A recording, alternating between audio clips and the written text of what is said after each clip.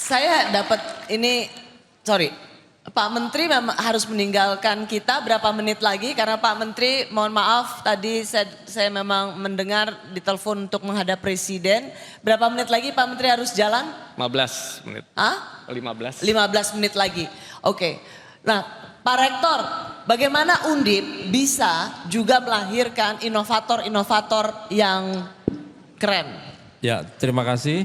Jadi saya sudah sampaikan ke teman-teman dosen, menjadi guru besar itu bagus sebagai capaian akademik tertinggi di kampus.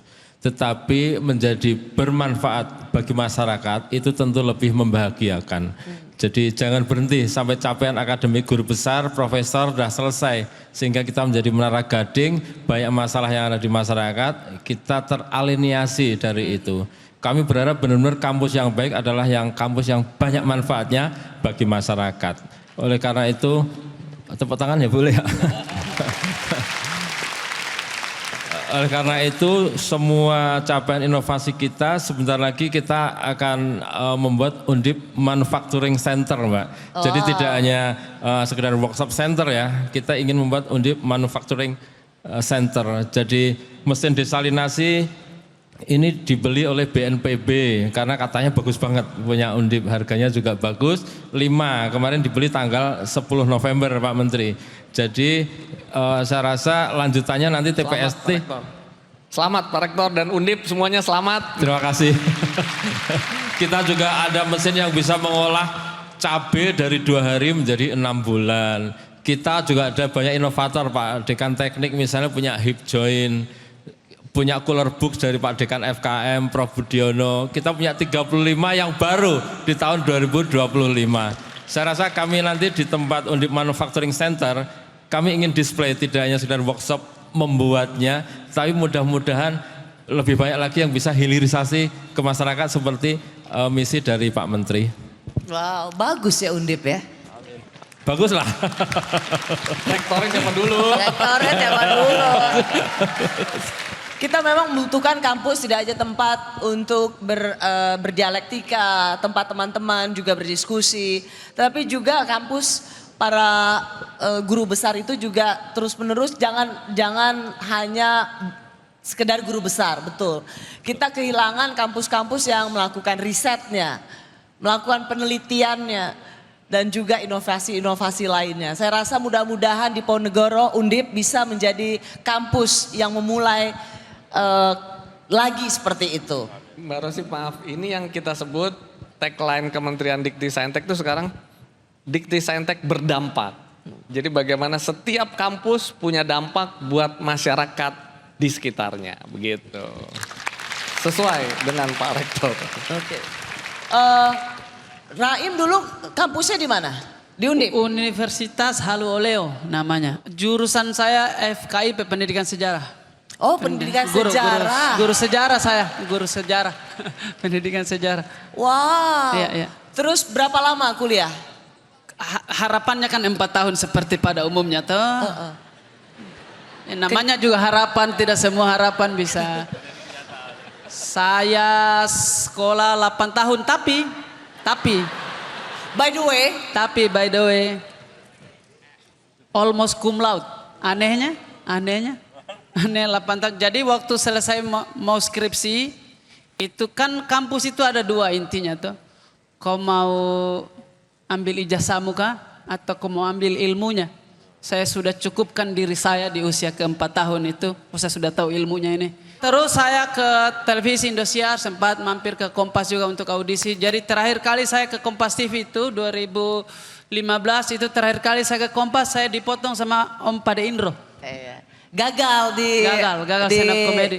Suci Kompas TV. Betul, tapi Masya Allah hari ini jadi tamu kehormatan di acara Rosi on Campus, on lokasi. Thank you Raim. Nah sebelum Pak Menteri meninggalkan panggung kita, saya mau memberikan kesempatan kali ini segmennya adalah panggung jawab mahasiswa bertanya pada para narasumber. Silakan. Saya izin bertanya kepada Prof. Brian terkait dengan... Oh Brian. Your name is Brian, is it right? Brian Adams. Ya saya, nggak apa-apa. Ya Mbak. terkait ekosistem inovasi di lingkungan akademik. Yang mana seperti yang kita ketahui bahwasanya potensi riset di kampus sangatlah besar. Oleh karena itu, apakah terdapat strategi atau upaya spesifik yang direncanakan oleh Saintek untuk menanamkan budaya risk-taking dan mendorong sustainable innovation di kalangan dosen dan mahasiswa? Sehingga karya riset tersebut tidak hanya berhenti di tahap riset ataupun publikasi, tetapi mampu terus berkembang menjadi solusi atau entitas yang memberikan dampak jangka panjang dan signifikan bagi masyarakat. Menteri Brian, silakan. Mr. Brian, saya Brian dari Kendal. Saya benar-benar orang Kendal loh, bukan Kendal ya. Kalau adik-adik tahu MIT itu stasiunnya namanya Kendal, Mbak. Tapi kalau saya dari Kendal. Jadi riset ya, sebenarnya saat-saat ini ya beberapa waktu terakhir pemerintah memiliki atensi yang cukup besar terhadap riset. Dana riset kita lebih dari 3 triliun 1 tahun untuk seluruh dosen ya, untuk seluruh Itu kecil mahasiswa. Kecil kalau dibandingkan itu. dengan besarnya negara kita. Betul. Biasanya kan dibandingkan dengan GDP ya, kita masih 0,3%, seharusnya 1%. Nah, meskipun begitu, kita membuat berbagai kolaborasi begitu ya, berbagai kerjasama, industri juga kita dorong. Nah, riset ini sebenarnya kan ada beberapa tingkatan. Ada yang namanya riset dasar. Ini meskipun riset yang menghasilkan karya ilmiah, papers, di jurnal. Tapi ini kita tetap perlu juga. Karena nggak mungkin kita memiliki riset yang aplikatif kalau fundamentalnya nggak kuat.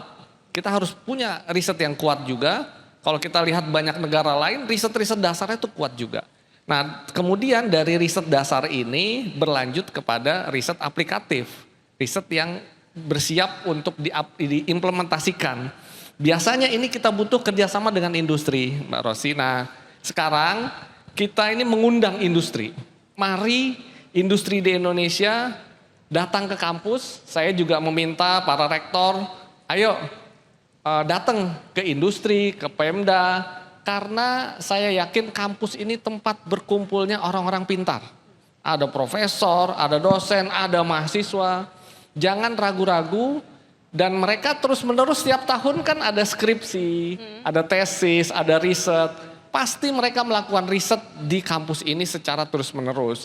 Nah, akan baik sekali kalau berbagai masalah ini dari industri sekitarnya, dari Pemda, dari UMKM, masyarakat memberikan masalah ke kampus sehingga mereka bersama-sama melakukan riset yang bisa memberikan solusi buat industri. Nah, ini saya berterima kasih Pak Rektor di Undip. Kalian masuk Undip patut bangga karena Undip ini sudah sangat berinteraksi ya dengan industri, berbagai temuannya sudah bisa dihilirisasikan, dikomersialkan.